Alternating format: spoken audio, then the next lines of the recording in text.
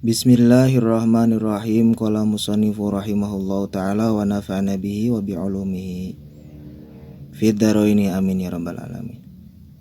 Faslun ari ieu eta hiji pasal syurutul jum'ati, ari pirang-pirang syaratna salat Jumat, syarat sahna salat Jumat.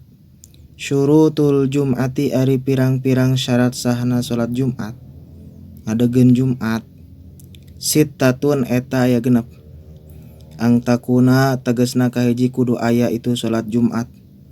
Kuluha tegesna sakabehna Jumat, salat Jumat fi waqti zuhri eta dina waktu zuhur.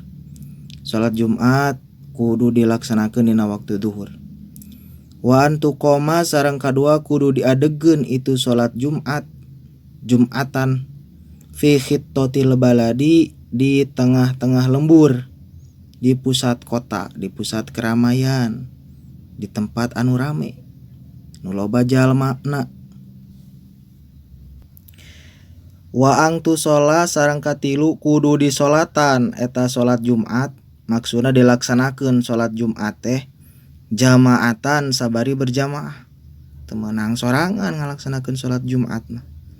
Wa yakunu sareng kaopat kudu aya itu jamaah sholat Jumat arba'ina halna 40 ahroron jalma anu merdeka kabeh, dzukuron tur lalaki kabeh, balighina anu balaleg kabeh anu geus balig, mustautinina tur anu boga imah-imah kabeh, dina maksud penduduk asli dinya anu bararoga imah di dinya.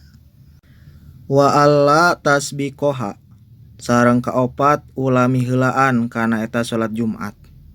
Wala tuqarinaha sareng ulah marengan kana eta salat Jumat. Naon Jumatun Jumat fitil kal baladi di eta lembur. Jadi ulah aya nu miheulaan, ulah aya nu marengan Jumatan anu sejen di eta lembur. Jadi salembur teh hiji Jumatan. Anapun batasan lembur kumargi ayeuna mah beki ka dieu beki heureut batasan lembur teh, maka aya kemungkinan dina sa RW teh 2-3 Jumatan.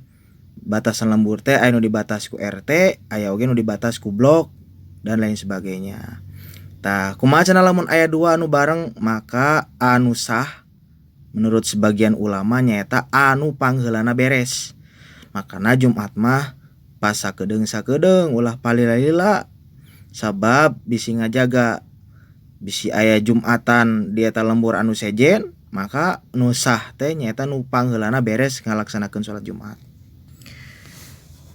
Lepat nomornya janten anu nomor katilu teh wa antu shola sareng katilu disolatan atau nepi dilaksanakeun eta salat Jumat jamaatan halna berjamaah.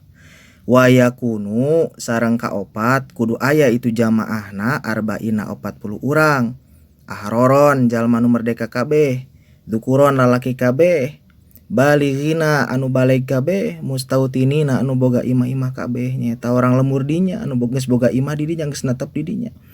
Wa alla tasbiqoha tah sareng kalima anu tasbiqoha teh ulah miheulaan kana eta Jumat, wala tuqrina jeung ulah marangan kana eta Jumat. Naon Jumatun Jumatan anu sejen fitil kal baladi dina eta lembur.